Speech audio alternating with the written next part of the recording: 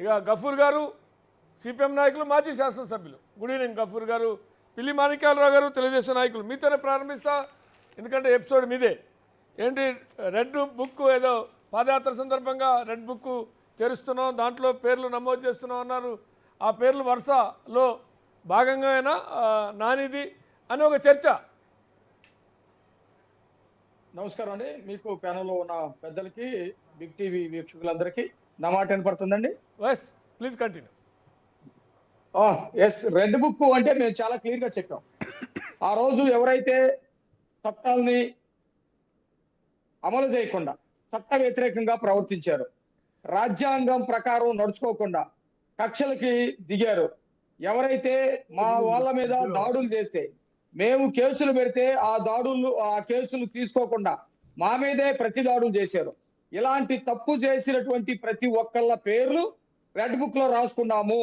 Red book మేము అధికారంలోకి వచ్చిన తర్వాత వీళ్ళు చేసేటువంటి పనికి ఆ రోజు చట్ట ప్రకారం ఆ రోజు ఎవరు కూడా కేసులు కట్టకుండా శిక్షించకుండా చేశారో ఖచ్చితంగా మేము కేసులు కడతాము, శిక్షిస్తామని ఆ రోజు చెప్పాం.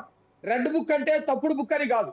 రెడ్ బుక్ అంటే చట్టాన్ని మీరు గౌరవించకపోతే, రాజ్యాంగాన్ని మీరు గౌరవించకపోతే, న్యాయ వ్యవస్థను మీరు గౌరవించకపోతే, బాధితుడికి న్యాయం చేయకపోతే వాళ్ళ పేర్లు రాసినటువంటి పరిస్థితి. నిజమే, ఈ రోజు వల్లభనేని వంశీకి సంబంధించినటువంటి ఎపిసోడ్ మీరు చూస్తా ఉన్నారు. వల్లభనేని వంశీ ఏ విధంగా వ్యక్తిగతంగా మహిళల మీద దూషణ చేశారో, ఎవరి మీద వాళ్ళ పుట్టుకలు ఏ విధంగా ఉన్నాయి, వాళ్ళకి పుట్టలేదు వీళ్ళకి పుట్టలేదని మాట్లాడారు. ఇవన్నీ ఒక ఎత్తు. వీటి మీద మేము ఎక్కడ కూడా కేసులు కట్టలేదు. మీరు కనుక చూస్తే ఇప్పుడు వల్లభనేని వంశీని అరెస్ట్ చేసినటువంటి విషయంలో చాలా చెబుతా ఉన్నారు. అక్రమ కేసులని, ఇంకొకటని చాలా పెద్ద పెద్ద మాటలు చెప్తా ఉన్నారు. వల్లభనేని వంశీకి సంబంధించినటువంటి వాళ్ళు, అతని నేతృత్వంలో అతని అనుచరులు గన్నవరం టీడీపీ ఆఫీస్ మీద నిర్దాక్షికంగా దాడి చేశారు.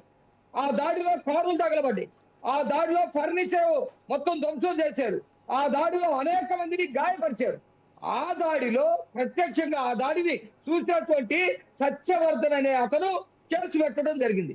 కేసు పెడితే ఆ కేసుకు సంబంధించినటువంటి విషయంలో వల్లభనేని వంశీ చాలా మంది కూడా కోర్టుకి వెళ్ళి ముందస్తు బెయిల్ కోసం ప్రయత్నం చేసినటువంటి సంగతి తెలుసు.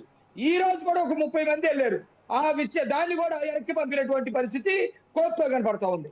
అయితే ఇదే సత్యవర్ధన్ ఎవరైతే ఉన్నారో, ఈ సత్యవర్ధన్ నువ్వు కేసు కనుక వెనక్కి తీసుకోకపోతే నిన్ను చంపేస్తాం, నిన్ను బ్రతకనీయం, నీ కుటుంబాన్ని రోడ్డు మీద తిరగనీయమని చెప్పేసి కిడ్నాప్ చేసి అతను చిత్రహింసలు చేసి అతను పెట్టినటువంటి కేసుని వెనక్కి తీసుకునే విధంగా చేయబట్టి అతను బంధువులు స్వయాన అతను మళ్ళా కేసు పెట్టబట్టి మరి ఎవరైతే కేసు పెట్టారో ఆ కేసు పెట్టిన అతన్ని బెదిరించడం, కిడ్నాప్ చేయడం తప్పు కాదని చెప్పేసి మేము అడుగుతా ఉన్నాం.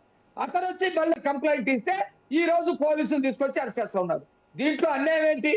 దీంట్లో అక్రమ అరెస్ట్ ఏంటి? దీంట్లో రెడ్ బుక్ ఏంటి? చేసినటువంటి తప్పుకి అంటే చట్ట ప్రకారం ఎవరు కేసులు పెట్టకూడదా? ఎవరిని అరెస్ట్ చేయకూడదా? ఏదన్నా తప్పుడు కేసు పెడితే, లేకపోతే నువ్వు అసలు ఏమి చేయనటువంటి వ్యక్తి అయితే నిన్ను అనవసరంగా అరెస్ట్ చేస్తే చెప్పాలి. ఈ రోజు సత్యవర్ధన్ కంప్లైంట్ మీద కదా అరెస్ట్ చేసింది. పోలీస్ స్టేషన్ తీసుకొచ్చారు, పోలీస్ స్టేషన్ లో మొత్తం విచారిస్తా ఉన్నారు. అదే విధంగా సత్యవర్ధన్ కూడా విచారిస్తా ఉన్నారు. నువ్వు గతంలో కేసు పెట్టావు, ఎందుకు వెనక్కి తీసుకోవాల్సి వచ్చింది? ఎందుకు అఫిడవిట్ వేయాల్సి వచ్చింది? పిటిషన్ ఎందుకు వేయాల్సి వచ్చింది కోర్టులో? మళ్ళీ వేసిన తర్వాత కూడా మళ్ళా ఈ రోజు ఇంకొక కేసు ఎందుకు స్టేషన్లో పెట్టాల్సి వచ్చింది అంటే అతను చాలా క్లియర్ గా చెప్తా ఉన్నాడు. రేపు పొద్దున అన్ని విషయాలు బయటకు వస్తాయి. నన్ను బెదిరించారు, కిడ్నాప్ చేశారు, చంపుతా ఉన్నారు. ఇక్కడ ఒక ప్రశ్న కూడా వస్తుంది. మీరు అన్నట్టుగా తప్పులు చేశారు, కేసులు పెట్టామని అంటున్నారు. కానీ ఈ రకమైనటువంటి వాతావరణం, ఆ రివెంజ్ పాలిటిక్స్ అనేటువంటి చర్చ, ఈ రివెంజ్ పాలిటిక్స్ అంటే బహుశా కేసులు ఒక ఎత్తు. ఇందాక మాట మీరు ప్రస్తావించారు, అసెంబ్లీలో మాట్లాడింది కానీ మీడియాలో మాట్లాడింది కానీ కొంత ఎక్కువ ఎక్స్టెండ్ అయ్యి మాట్లాడినటువంటి మాటలు కొంత ఎక్కువ పరుష పదజాలమా, లేకుంటే కొంత మనోభావాలు దెబ్బతినే విధంగానా, కుటుంబాన్ని గాయపరిచే విధంగానే ఉన్నారు. దాన్ని దృష్టిలో పెట్టుకుని ఈ కేసులు, ఇది ఒక రకమైనటువంటి ప్రతీకార రాజకీయాలు అనేటువంటిది గత ప్రభుత్వం అయినా ఈ ప్రభుత్వం అయినా అదే వరంలో నడుస్తుంది అనేటువంటిది. శ్రీనివాస్ గారు, నేను చెప్పిన దాంట్లో ఒక భాగాన్నే మీరు చెప్పారు. గతంలో వ్యక్తిగతంగా దూషించిన మహిళల మాన ప్రాణాలను అవమానించే విధంగా దూషించిన, పుట్టుకల గురించి మాట్లాడినా మేము కేసులు పెట్టలేదు అని చెప్పాను. ఈ విషయాన్ని మీరు తీసుకోవాలా. రెండోది ప్రతీకారం అంటున్నారు. చర్య ఉంటేనే కదా ప్రతీకారం ఉండేది. అంటే వాళ్ళు చర్య చేశారని ఒప్పుకుంటారా? మేమైతే ప్రతీకారం చేయట్లా. చట్టం ప్రకారం తప్పులు చేసినప్పుడు కేసులు పడుతున్నాయి. వాటిని ఖచ్చితంగా ఎదుర్కోవాల్సిందే. ఎవరినైనా తింటే, ఎవరి మీద ఆఫీసుల మీద దాడులు చేస్తే, ఎవరినైనా కిడ్నాప్ చేస్తే, ఎవరినైనా చంపుతామంటే చట్ట ప్రకారం కేసులు పడవా? వాళ్ళ పోలీస్ స్టేషన్ తీసుకెళ్ళరా? వాళ్ళ జైలుకి వెళ్ళడానికి లేదా? కాబట్టి ప్రతీకారం అనే పదం ఇక్కడ లేదు. మేము పలానా తప్పులు చేసాం, ఆ తప్పులకి ప్రతీకారం తీసుకుంటారని చెప్పాలండి. ఎప్పుడైనా చర్య ఉంటేనే కదా ప్రతి చర్య ఉండేది. రాజశేఖర్ గారు, ఏది మీ రియాక్షను?